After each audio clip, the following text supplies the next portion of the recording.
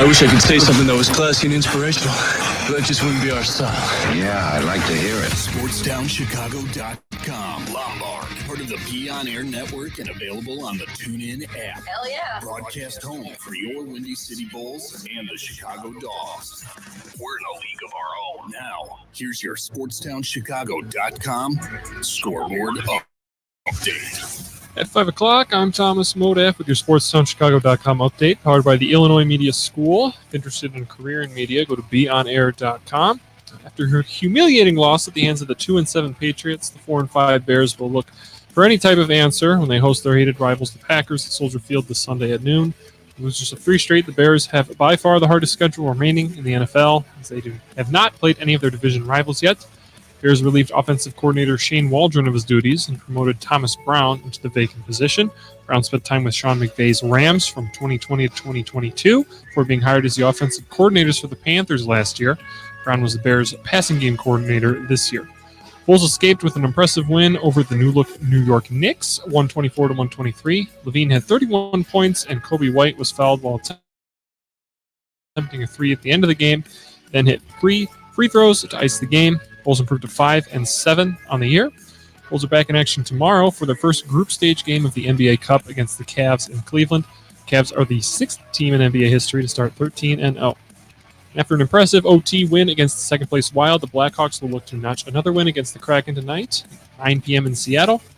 And the Chicago Sky announced their new head coach, Tyler Marsh, a couple days ago. Marsh was an assistant coach for the Aces before coming over to Chicago. He also had previous head coaching experience in the G League, the NCAA, and the NBA with the Pacers just a couple years back. Games of the year, missed the playoffs with a 13-27 record. Well, this has been your SportsTownChicago.com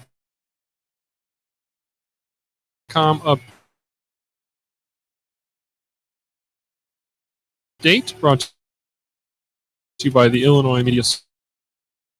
You're listening to Sportstown Chicago with your host, Thomas Modaff. It's showtime, folks.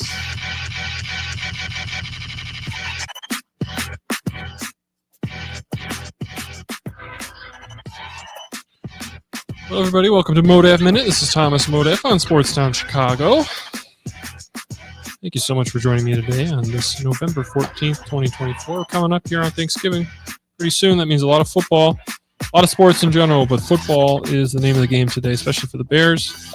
I don't want to talk about the Bears twice, but I'm going to have to because we all know we end Modaff Minute with a lovely football segment. But yeah, we're gonna start with the Bears because big news, I think, in terms of all Chicago sports. Shane Waldron out, Thomas Brown in. And we're going to see how it works, right? As I mentioned before, Brown was the passing game coach this year. He was with the Panthers last year, the 2-15 Panthers. That thankfully his ineptitude, or his inept offense, I should say, probably not all his fault. The Panthers aren't exactly the greatest team around. They gave that Bears number 1 pick for their impressive showing at 2-15. We got Caleb Williams out of that. And as a fan, I'm saying just anyone but Shane Waldron at this point. It's odd that this continues to happen for such a storied franchise and one that just refuses to admit its mistakes. But here we are again, right in front of a giant rivalry game and the beginning of this gauntlet that the Bears are going to have to go through. Just to talk about the loss, I mean, I'm sure you've heard enough about it already, but just a terrible, one of the worst Bears games I've seen in my years, especially the most recent history of the Bears. Caleb Williams was sacked 9 times. A little Ferris Bueller there for you, 9 times. Look, it was already, I mean, it's a bad offensive line, but it was an already bad offensive line and injured offensive line. And Tevin Jenkins also got hurt during the game. And look, there was no protection for Williams. And I will say, while there was no protection for Williams, Williams also did not look good this game. He's been kind of out of sorts for a bit now. He's been thrown into a bad situation for sure. But 9 sacks anytime, yeah, it's on the offensive line, but at some point it's also on the quarterback. And I can kind of pinpoint 2 drives at the beginning in the first, and the Bears don't even play football in the first quarter. They're contractually obligated to start playing in the second, as I think they've only scored I think it's like a total of 10 points in the first quarter all year. So we don't expect much from the Bears. They always have a slow start, but there were 2 drives that the Bears had. They weren't exactly promising, but you were in field goal range. It was a windy day at Soldier Field, but you kind of expect Cairo Santos to hit at least these 50-yarders. That's kind of just the game nowadays with kickers. But the 2 sacks on third and third down that on both of those drives that took them out of field goal range, ended up having to punt, and that was just the name of the game that day. It's kind of a bad Patriots team just kind of having their way with the Bears, and I think there was a clip of Caleb Williams when he got sacked, probably for the 800th time that game, and none of his offensive linemen came up to help him, and he was actually pulled up by a Patriots player, and that kind of sealed the deal on how we've all been feeling about this offensive line and this offense in general. And just, there's always questions, right? When a team is scuffling, leadership questions, and there's those rumors, people want Caleb Williams benched. That's just media narratives kind of getting into the way, right? But it's no secret that the Bears are in trouble. And I think Caleb Williams is still the guy. I think it's very, very, if you're quick to say, no, this isn't it, you got to give him some time. And of course, we're in this cycle once again of the Bears hiring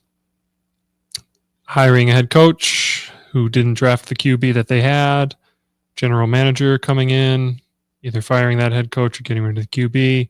It started all the way back with Cutler and Lovie Smith, and then Mark Trestman and John Fox and Matt Nagy, and just on and on and on. So it's a book we've read, a movie we've seen enough times to count, but we're living in it again, and we have to kind of face the music, and that's the Packers next week. I don't really.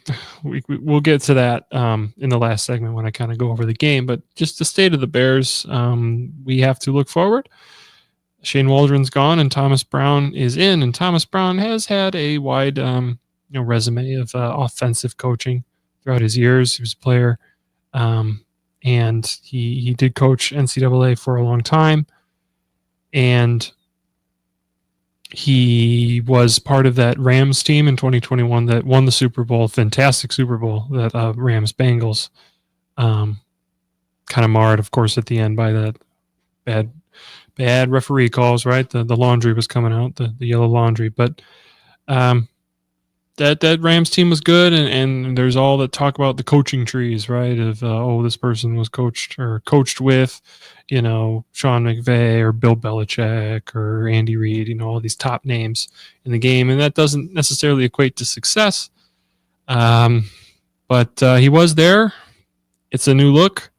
And you just pray, you just hope that the big dogs are kind of called upon again. And maybe they were, and Williams was just out of sorts. I mean, look, that deep ball isn't being thrown correctly.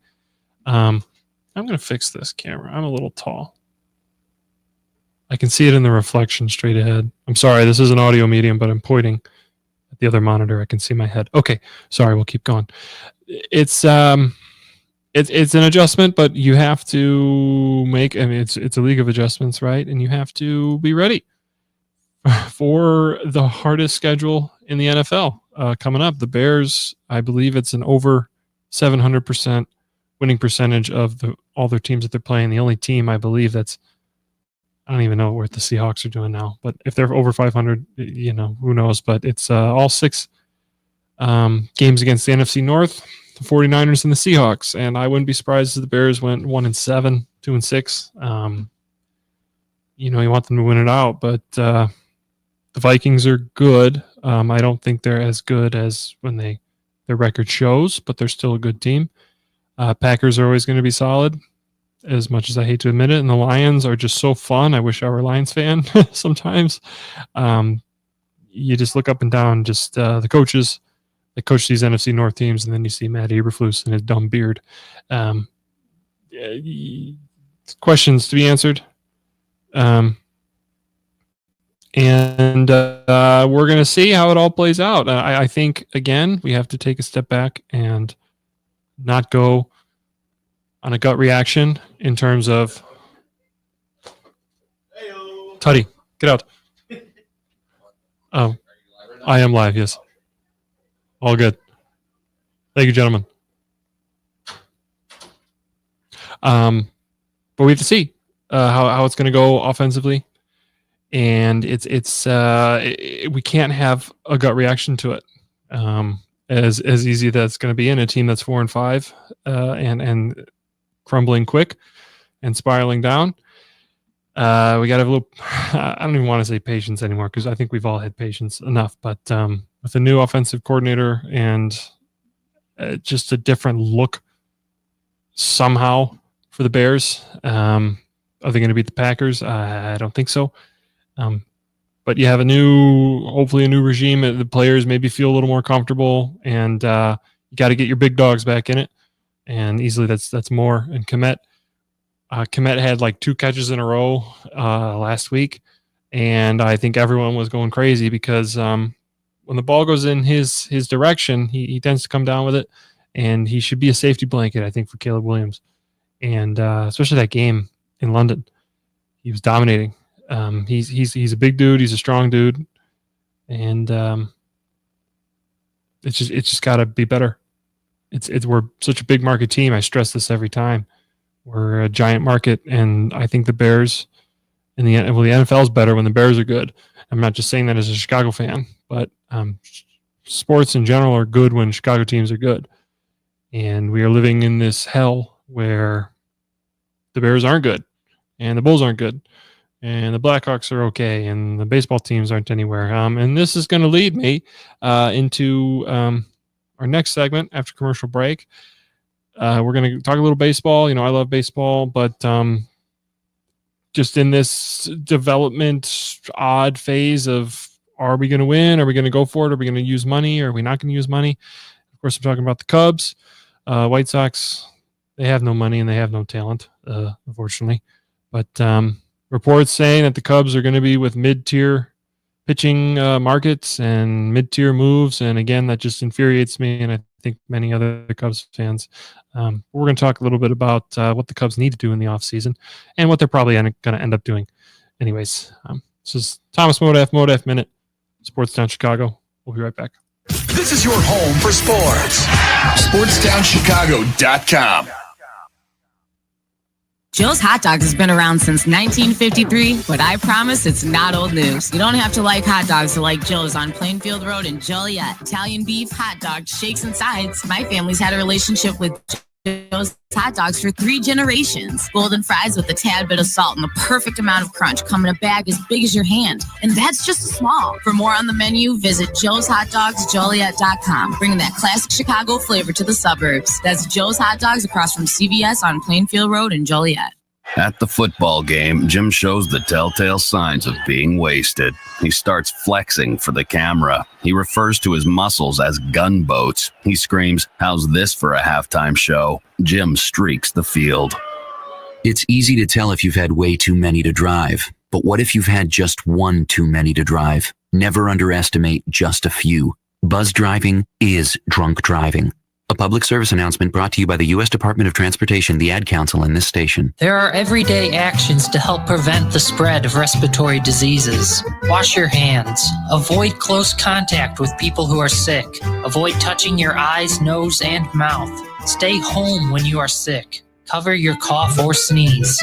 Clean and disinfect frequently touched objects. For more information, visit cdc.gov/COVID-19. This message brought to you by the National Association of Broadcasters and Windy City News Radio. The Illinois Center for Broadcasting is now the Illinois Media School. We've been an institution in the Chicagoland area now for 30 years. Because the broadcasting world is always changing, so are we. Not only are we teaching radio and television production, but now you can learn all aspects of the media industry, like web design. You can even specialize in TV or film, sports broadcasting, and even sales. No matter where you are in the Chicagoland area, we have a campus near you. The Illinois Media School. Be on TV, be on radio, beonair.com.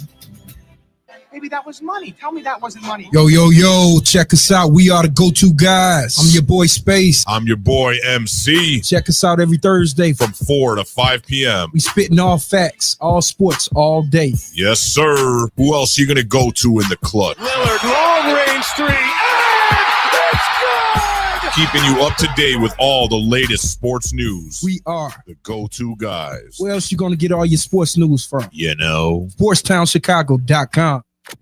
St. Patrick's Day, the only day of the year that it's okay to not boo the Boston Celtics. I will show you mercy. SportsTownChicago.com.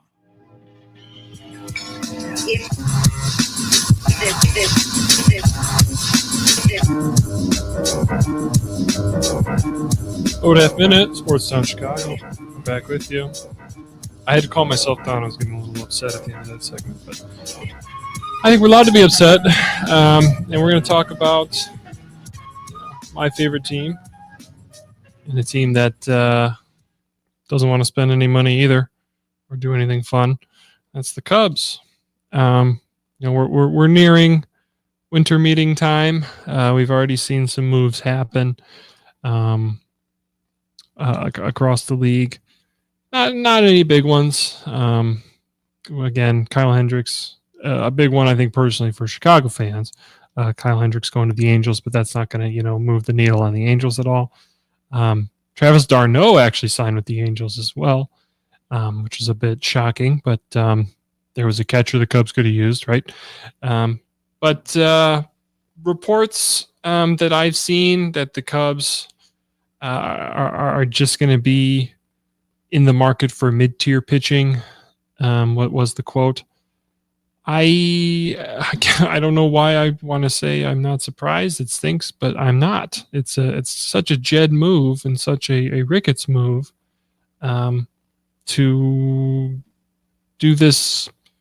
Get the 5 ERA guy from last year coming off an arm injury, and maybe we can develop him. Now, to the Cubs' credit, as shaky as that bullpen was at the beginning, and as much as I didn't buy into it being good at the end of the season and ended up kind of costing their very, very slim postseason hopes, they do develop arms pretty well, especially bullpen arms.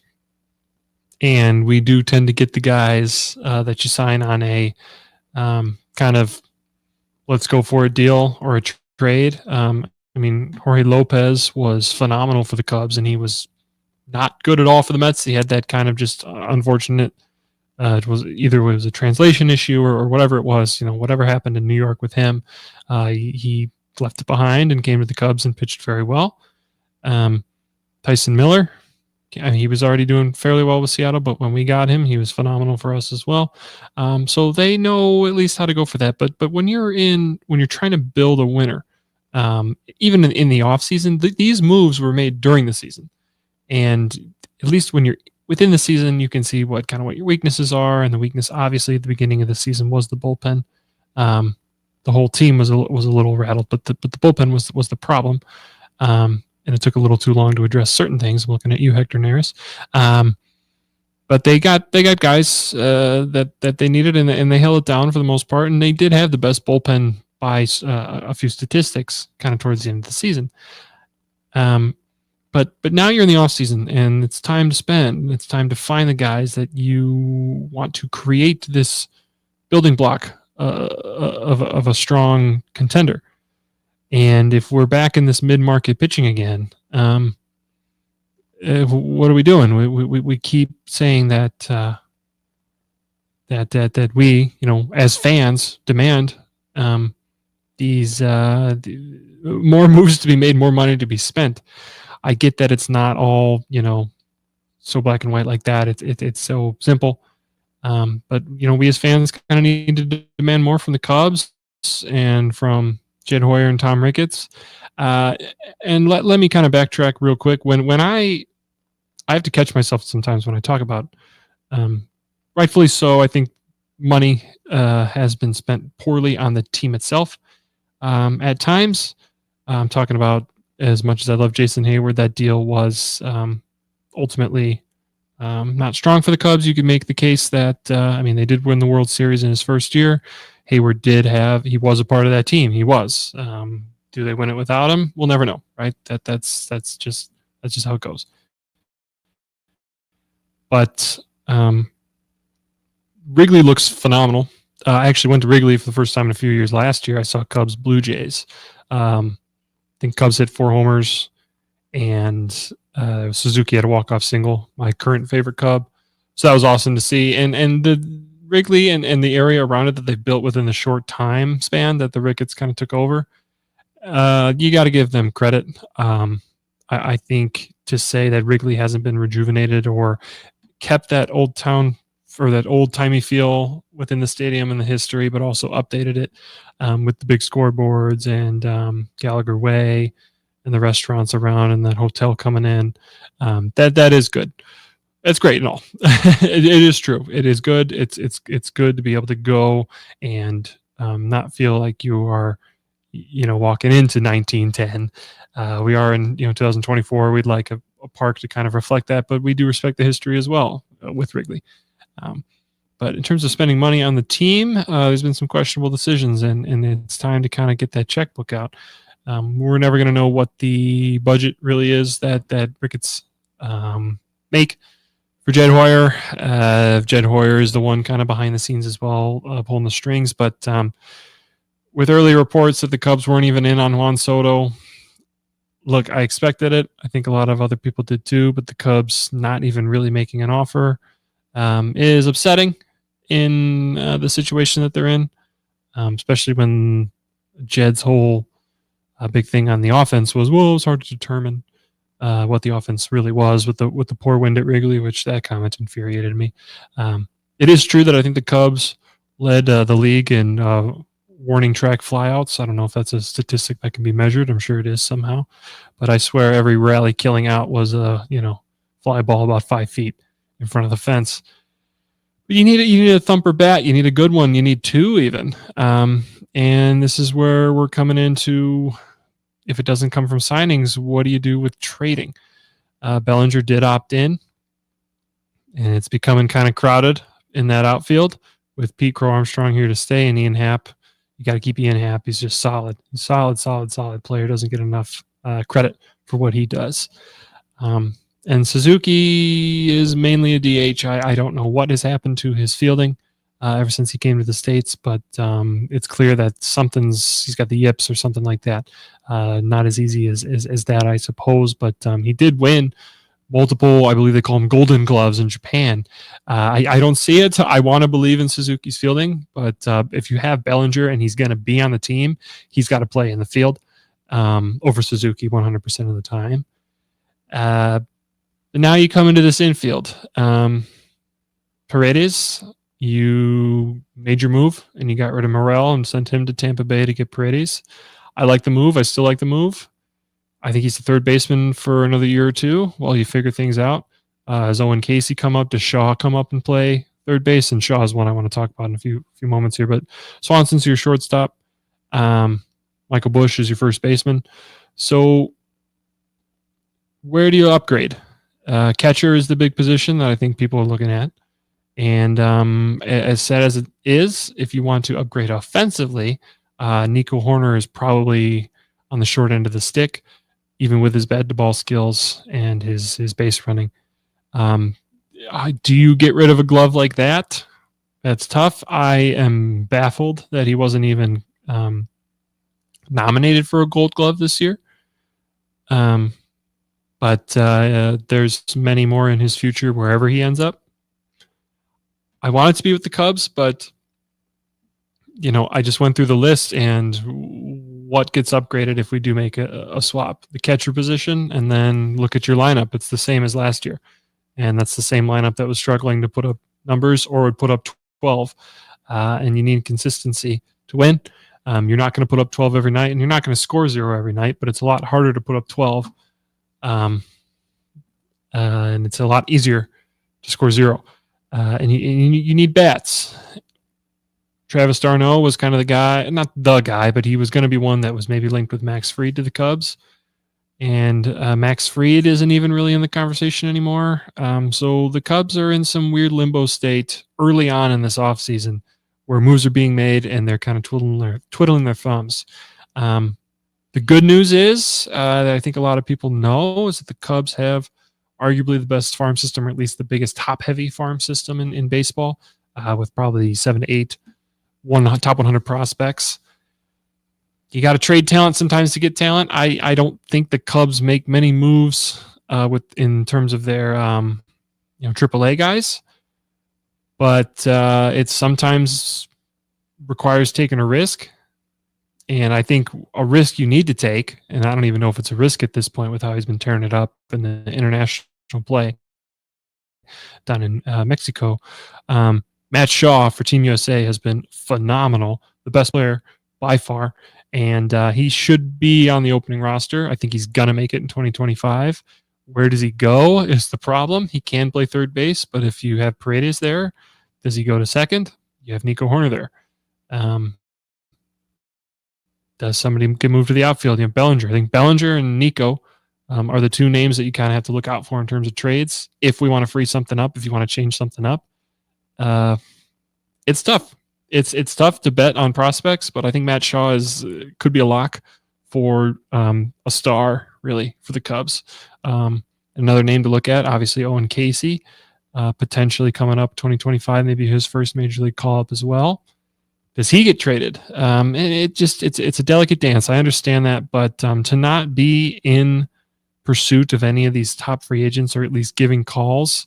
I mean, the Rays called for Juan Soto. We both know that all of us in the world know that the Rays aren't signing Juan Soto. But I guess they get a participation trophy for trying, right? And I'd rather the Cubs at least get a participation trophy. It's rough that the Cubs could start their season in about 4 months here in Japan against the world champion Dodgers with that same lineup that they had at the end of last year. And that same lineup could win 90 games. They could win 70. But why take a chance? Why not go for something that will upgrade the team? If I'm going to put it out there and I'm going to give my thoughts, and I'd love to hear your guys' thoughts as well. Got the socials. I'm still working on it, I promise, but we'll get there. We're going to have a Modaff Minute, like X account, I suppose it's called nowadays, and Instagram. I want to hear some thoughts. My question would be, what do the Cubs do? As much as I hate to say it, I think Bellinger or Nico or both are gone. Shaw makes the move up and the Cubs sign a bat. I would love for them to get Teoscar Hernandez to kind of replace that spot that will be vacant with Bellinger. But we'll see, I guess. That's just the state of Chicago sports now. We'll see. You should write "we'll see" and then trademark, because we don't know what the heck these teams are doing with their money or anything else. And speaking of teams that don't know what the heck they're doing or what their identity is, I want to talk a little bit about the Bulls and their frankly impressive, quote-unquote, win yesterday over the Knicks. But I also want to talk about the NBA Cup, because their first game against the Cavs in the group stages is tomorrow. And I just wanted to get some thoughts about the NBA Cup and see if any other sports are maybe kind of thinking about some sort of in-season tournament as well. This is Modaff Minute. Thomas Modaff, Sportstown Chicago. We'll be right back. Home for sports. Red left. SportstownChicago.com. Take that exit and get to the Southern Cafe, home of the Nasty Biscuit on Roselle Road in Roselle. Get over there and try the chicken fried chicken biscuit made with the Southern Cafe's house-made drop biscuit with buttermilk chicken fried chicken smothered in country gravy, topped with shredded cheddar and crumbled hickory smoked bacon. I always say that when you go to the Southern Cafe, you come out with 2 meals with the heaping amounts of food they serve you in every meal. I love to go to a place with outdoor seating. The Southern Cafe has a great outdoor seating area to help social distance, and I get to enjoy my breakfast outdoors. Open 6:30 a.m. to 3 p.m. to give you plenty of time to grab an amazing breakfast or lunch. Now get your butt over to the Southern Cafe on Roselle Road. Hello? It's speed walking day. Dorothy?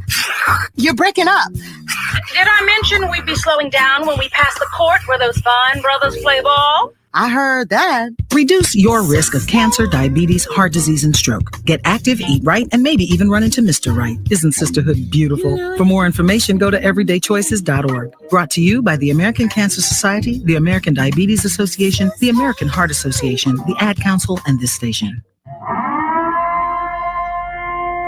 Alert! Alert! Be gone, maxed out credit cards, overdue loans, suffocating interest rates, and relentless collection agencies. If your credit rating is making you and others around you cringe, there's only one thing to do, and that's to turn to the professionals at Creative Credit Solutions. Even if your credit is less than perfect, we'll help you get back on track. You can do it, and we can help. Call today or visit creativecreditsolutions.net for your free credit check report. Blow the whistle on SportsTownChicago.com. Mondays and Fridays from 2 to 3 p.m. as we talk NFL. The game plan was really sound. It's a quarterback league. It has been. It still is. Franchise-defining quarterbacks. College football. Will Jim Harbaugh make it through the season as Michigan's head coach? Some more Big Ten talk. And here's some things you wouldn't expect. I would have never expected that. Get all of that and more on Blow the Whistle on SportsTownChicago.com. Back to your home for sports. SportsTownChicago.com. Scoreboard update. At 5:30, this is Thomas Modaff, SportsTownChicago.com update, powered by the Illinois Media School. If interested in a career in media, go to beonair.com. Losers of 3 straight, the 4-5 Bears are now in desperate need of a win. Unfortunately, the Bears hold the toughest strength of schedule in the NFL by a wide margin as they begin their NFC North gauntlet, starting with the Packers this Sunday at Soldier Field. Caleb Williams was sacked 9 times in last Sunday's loss to the Patriots, a game in which they scored 3 points. Thomas Brown will be the new offensive coordinator for the Bears, taking over for Shane Waldron, whom the Bears fired this past Monday. Brown has multiple years of offensive coaching experience in the NFL and the NCAA, including a few years under Sean McVay and the Rams. His first year as an offensive coordinator in the NFL saw him going 2-15 with the Panthers last year. By the skin of their teeth, the Bulls escaped with a 124-123 win against the Knicks last night in New York. Karl Anthony Towns had 46 points for the Knicks, but Levine countered with 31 of his own. Kobe White hit 3 free throws with 3 seconds left to ice the game. Jalen Brunson's potential game winner rimmed out. The record of 5-7, best for 6th place in a currently weak Eastern Conference. The Bulls look for their first group stage win in the NBA Cup as they travel to Cleveland. Cavs are 13-0, the 6th team ever in the NBA to achieve such a feat.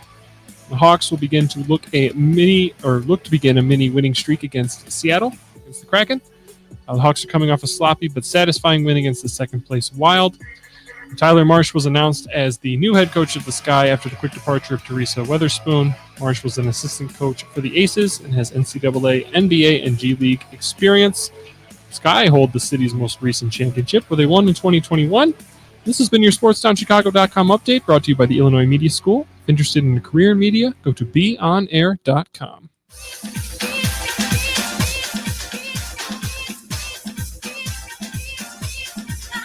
Oh, yeah. We're back. Modaff Minute. Thomas Modaff. Oh, man, it's kind of been a fiery show. I've just been mad. And I think it's really simple to see why, because Chicago sports are very tough. Very fun. I love my teams, I guess. But, all right. It's Bulls time. They had an interesting win against the Knicks, in a game where they led over 20 points. Now, I'm so used to the Bulls winning games where they're down by 20 this season. They almost blew it. Exciting finish.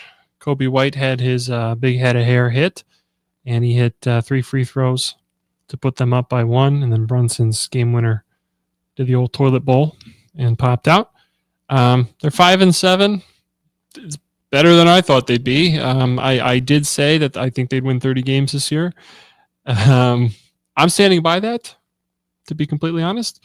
But no, they're not good by any means. But they travel to Cleveland now, and they played Cleveland a few days ago.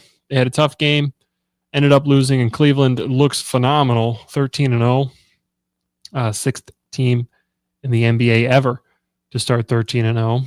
And there's a little added bonus. It's the first game of the second year of this in-season tournament, now called the Emirates NBA Cup. And I have some thoughts about the Cup. I will say, overall, I think it's cool. I think it's an interesting idea. More marketing, obviously, for the NBA overall. More primetime games that mean more. The court designs are a little eyesore eyesore-y sometimes, but they're fun. They're fun enough, and I think it gives teams that are bad some more hyped up games, but I don't see many bad teams ever advancing through this format. It's 6 groups with 5 teams in each, totaling up obviously to 30 teams. Bulls have a tough group. They have the Celtics, the reigning NBA champs, the 13-0 Cavs, the Hawks, who always play tough no matter what, and then the lowly Wizards. I'm not too worried about the Wizards, but how it works is that there's, again, 6 groups. The top team from each group makes it, and then the next 2 teams, kind of like wildcard teams, essentially, with the best record that didn't win the group, move on, and then there's a knockout stage. Last year's was really fun. Honestly, it gave a spotlight to some teams that weren't bad teams by any means, but weren't huge national teams that got covered. Obviously, LeBron James Lakers won, and just another thing to add to his very, very crazy resume. I could talk about LeBron James forever. 3 triple doubles. He's almost he's 90 years old, but the Pacers were the ones opposing them in the finals, and that was cool to see, and that was kind of Tyrese Halliburton's coming out party. And he's been kind of a mainstay in the NBA since. He was on Team USA, led the team in claps per minute and high fives.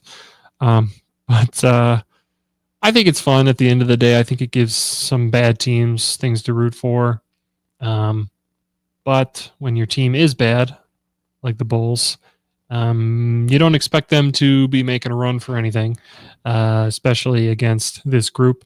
You can kind of chalk up 2 losses to the Celtics and the Cavs, and there you go. You're 0-2. You end up winning 2. A 2-2 record's not going to make it out of this group stage. I'd love them to make it and kind of be a little surprised and kind of give these young guys some more playing time. But that's not the Bulls' way right now. The Bulls' way is no way, as they have no idea what their plan is. They say they have a plan, and then I swear the plan goes south within 10 games. But in terms of the game, the first game for the Bulls, their first group stage game, it was close against the Cavs. I jokingly picked with some of my friends, I was saying, just because the world makes no sense now and sports are dumb, the Bulls are going to beat the Cavs. And they were close. It was a close game. Bulls did lead them at halftime, actually. But now they're in Cleveland. So this game's going to go either 2 ways.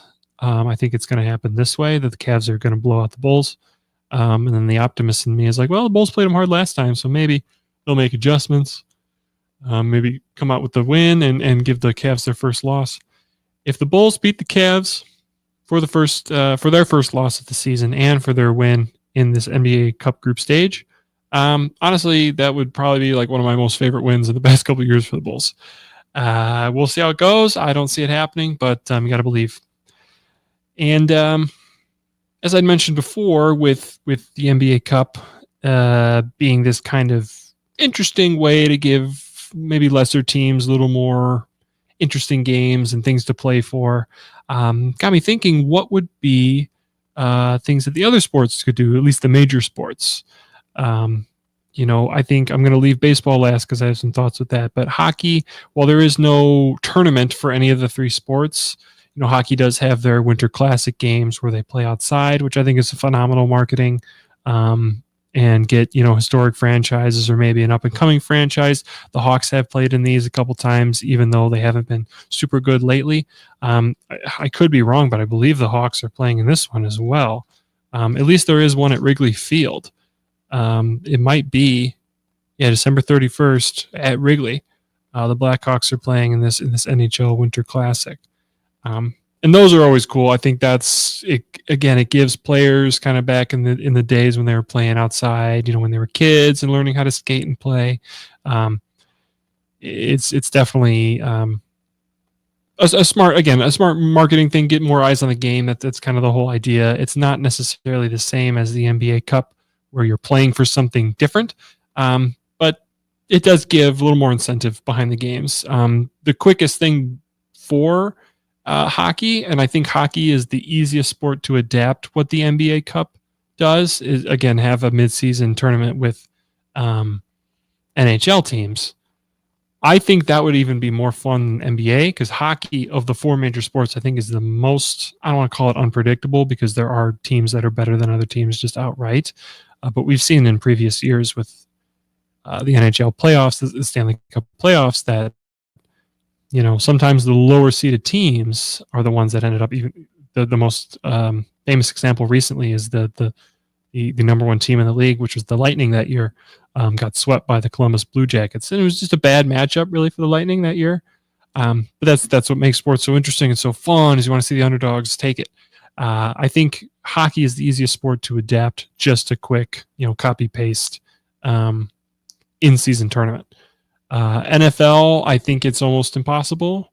I don't think the NFL needs much help in terms of either marketing or make games more exciting. You already have such grueling weeks, and they've already extended the season with 2 bye weeks, but added an extra game.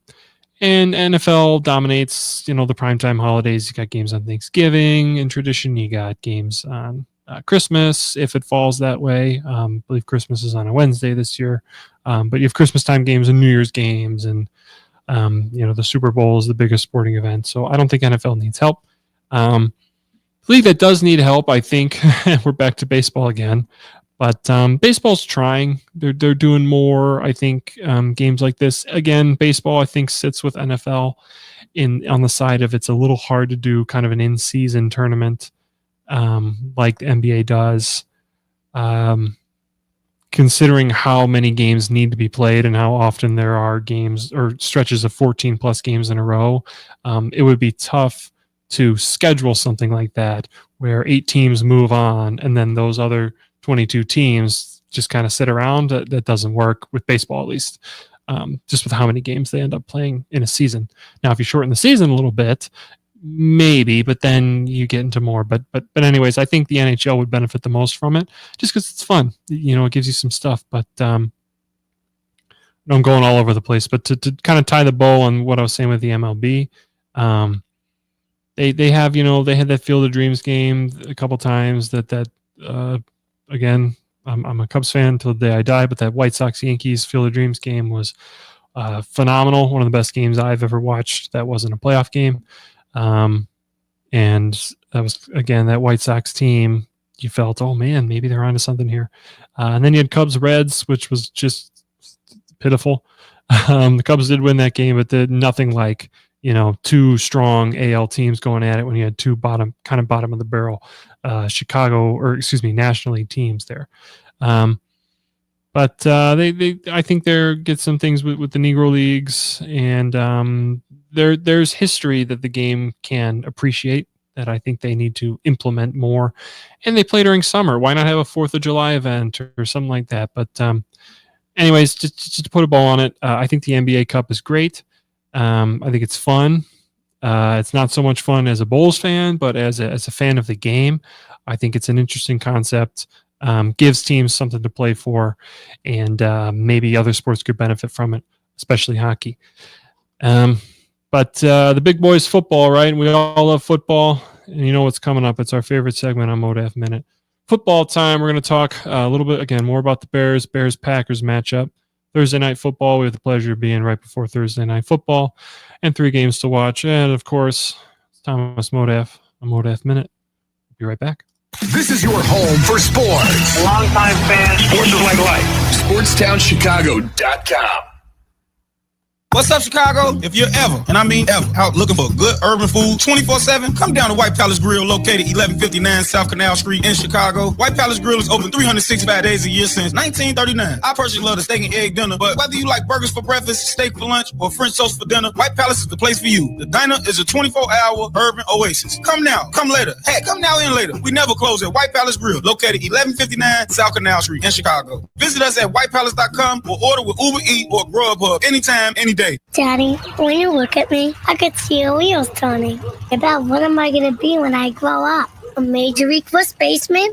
Maybe a point guard for a national champ. The odds of a child becoming a professional athlete are 1 in 16,000. Far-fetched? Maybe. But did you know the odds of a child being diagnosed with autism are 1 in 166? That's right, 1 in 166. To learn the signs of autism, go to autismspeaks.org. Brought to you by Autism Speaks and the Ad Council. Go to Lux Barbershop for the best barbers and stylists in Plainfield, Illinois. I go there when I have an important event, date, or I just want to look good. The straight razor shave will have you looking fresh and smooth. Lux Barbershop is open 7 days a week. Go to Lux Barbershop for the finest barbers, stylists, braiders, and massage therapists in the southern suburbs. Check out all their daily deals on Facebook, Instagram, and luxbarbershop.com.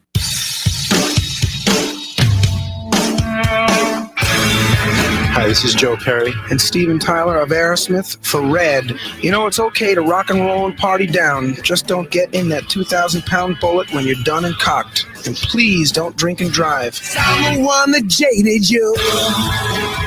A reminder that friends don't let friends drive drunk. A public service message brought to you by the Ad Council, U.S. Department of Transportation, National Association of Broadcasters, and RAD.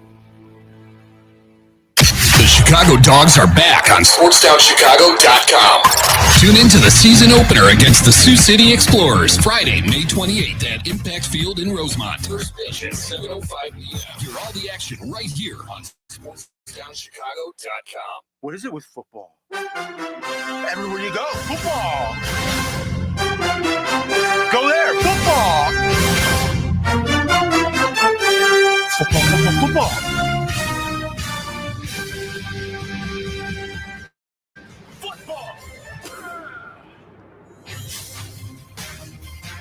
Back. Modaff Minute, last segment. Sports Town Chicago. Thank you so much for joining me.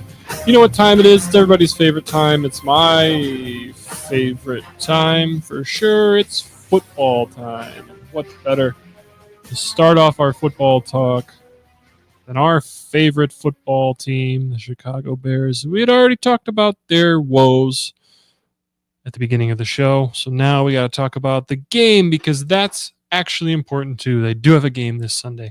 Despite all of the things that have gone on, they do have to play a football game. And guess what? Of course, all these things happen right before the Green Bay Packers show up. Packers are good because, of course, they are. They are, right in the thick of it with the Vikings and the Lions in this very competitive division. Bears are going to look to make their mark. If they can muster up any kind of miracle run here, it has to start now with this brutal stretch. And the Bears, by far, I think it's about by, like 125 or 0.125% winning percentage higher than everyone else in terms of combined winning percentage of opponents coming up. Bears have a tough one ahead of them with the Packers twice, Vikings twice, the Lions twice. Got the 49ers and then the Seahawks, who, whatever. But this is the first one coming up here. Oh, it's been a long time since the Bears have won against the Packers. I don't think any of you need to be reminded of that. But I find it tough to select the Bears here. Is it just kind of a coming out party for Thomas Brown? He makes all these adjustments and these beautiful moves, and Caleb Williams looks like a phenomenal quarterback, and the offensive line magically works. No, that's unfortunately not how it goes in the NFL, but you have to, I guess, have faith that there's going to be some sort of different looks.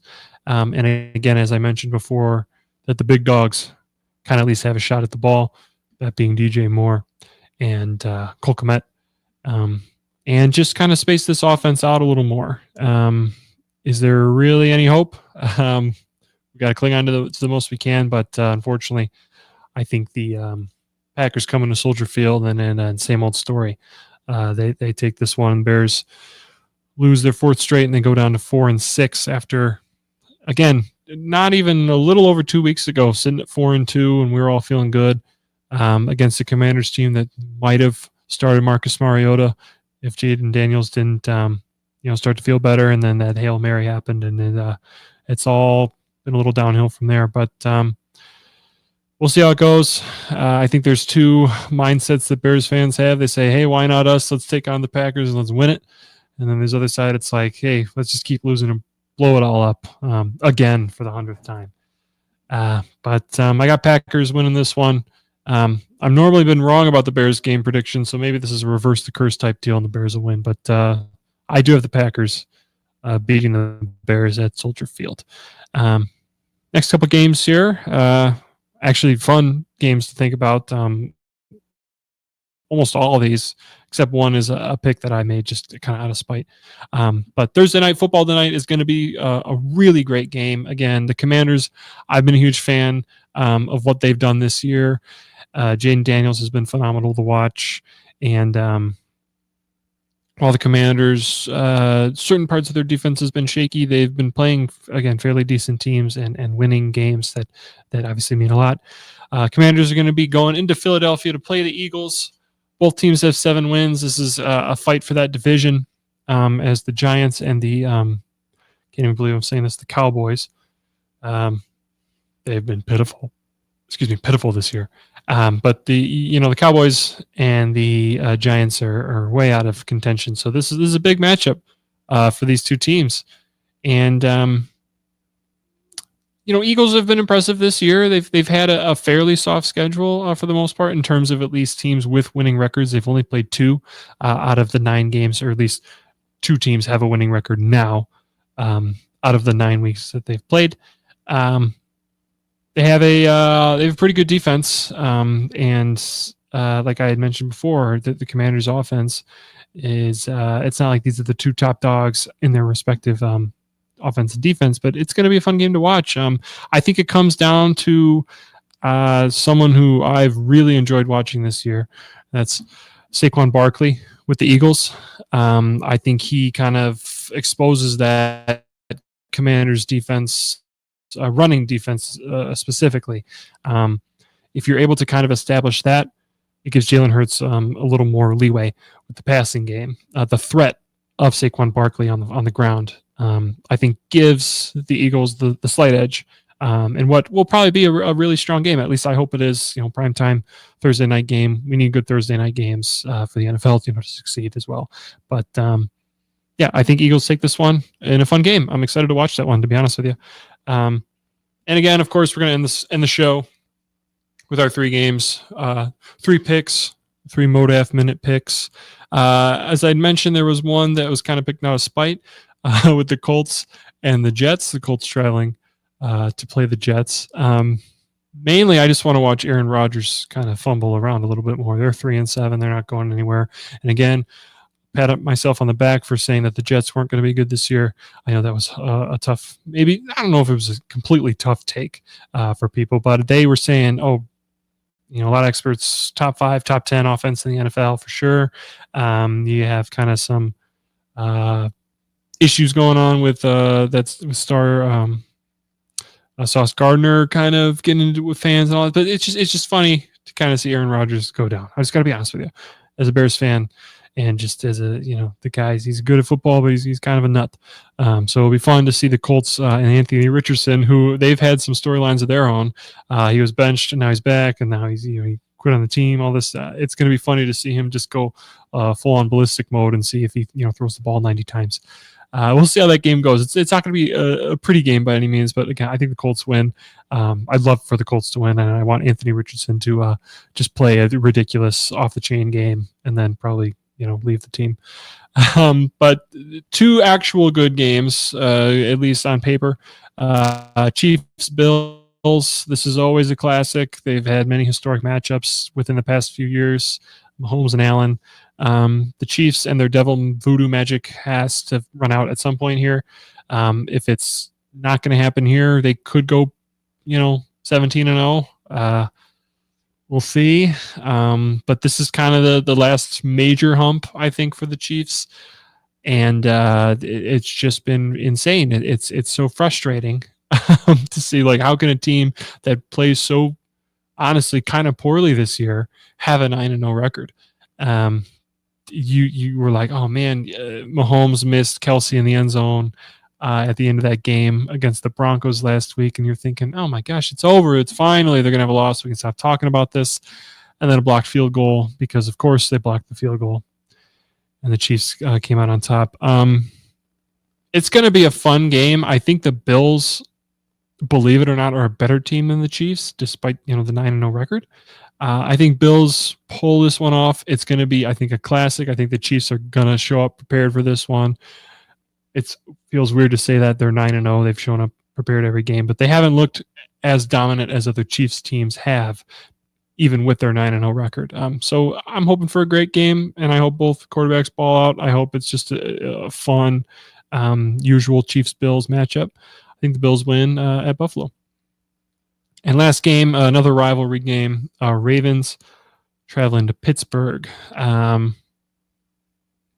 Obviously, as a Bears fan, sad that Justin Fields isn't playing, but Russell Wilson just being, an older QB and me kind of being fans of the players that have been around a while. For him to have a resurgence in Pittsburgh has been really cool to see him kind of, again, ball out. Lamar Jackson is just a freak. He's always going to be an MVP candidate. Both teams are playing well. This is one of those just strong AFC matchups that we've come to, see from these two teams. I think Steelers win a close one. Just Russell, I think, will have an iconic, kind of not iconic, but just one of those statement game-winning drives that he's been known for, in his time in Seattle. And I think just being at home also ups the ante a little bit. I saw that Mike Tomlin's been coaching the Steelers for 14, 15 years, even longer. How nice is that, right? How nice would that be to have a consistent head coach? Well, we had Lovie Smith.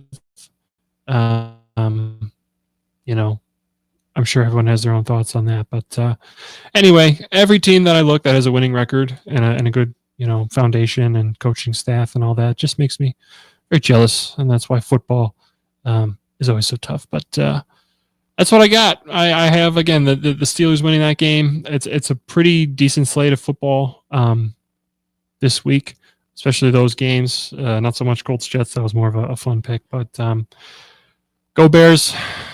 We'll see how it goes. I'm just hoping for something more fun.